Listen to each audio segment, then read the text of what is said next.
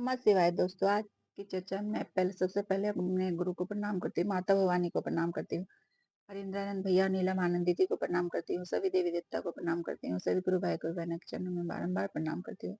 मेरा प्रणाम स्वीकार हो। नीलम आनंद दीदी के जीवन से घटित एक सच्ची घटना के बारे में मैं इस चर्चा में बताऊंगी। जाड़े का दिन था। धूप शरीर को अच्छी लग रही थी। नीलम दीदी धूप में बैठकर स्वेटर बुन रही थी। सामने एक बिना बांह की कुर्सी थी।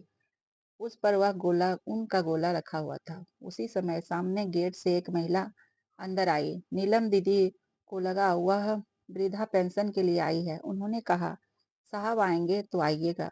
उस पर महिला ने कहा, मेरी उम्र वृद्धा पेंशन लायक है। महिला ने उनके मन की बात तार ली। फिर उन्होंने कहा, बैठिए। वहां महिला कुर्सी पर बैठी। उसकी ब्लाउज फटी हुई थी और साड़ी भी जहां तहां से फटा था। नंगे पांव थी, लेकिन वह साफ सुथरा थी। नीलम दीदी एक दिन पहले उसने जो ऊनी ब्लाउज अपने लिए बनाई थी, उसे साहब ने मैजिक ब्लाउज उसे साहब मैजिक ब्लाउज कहते। वह ब्लाउज सभी के शरीर में हो जाती।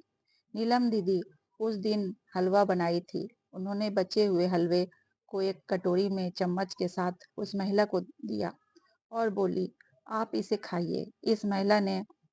उस महिला ने चम्मच हटाकर उंगली से हलवा खाने लगी। नीलम दीदी ने कहा, मैं आती हूँ। उन्होंने अंदर से एक नई साड़ी और वही मैजिक ब्लाउज लेकर आई और कही, ये कपड़े आप उस कमरे में जाकर पहन ले।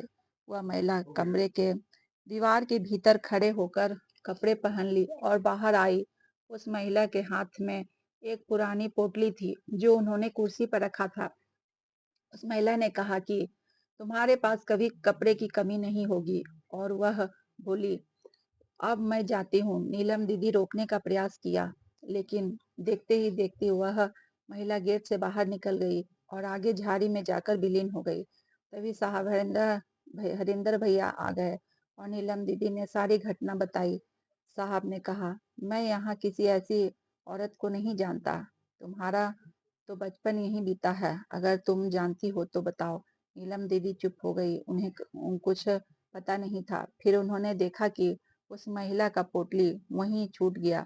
नीलम दीदी को लगा कि अगर उस पोटली में पैसा होगा तो वह थाने में दे देगी, लेकिन पोटली खुली तो देखा उसमें नई साड़ी, पेटीकोट, ब्लाउज, कुर्ता पजामा और कुछ गहने थे। नीलम दीदी को मलाल रह गया कि वे उन्हें रोक नहीं पाई और सब कुछ सामने आ गया कि वह स्वयं माँ भगवती थी। उस घटना के बाद नीलम दीदी की अलमारी में कपड़े की कभी कमी नहीं हुई। साहब नीलम दीदी के कपड़े जरूरतमंदों को दिया करते थे, लेकिन उनकी अलमारी हमेशा भरी की भरी रहती थी। इस प्रकार आज की चर्चा को मैं यहीं विराम देती हूँ। अगर आपको अच्छी लगे, लाइक एंड सब्सक्राइब जरूर जरूर जरूर करेंगे। धन्यवाद।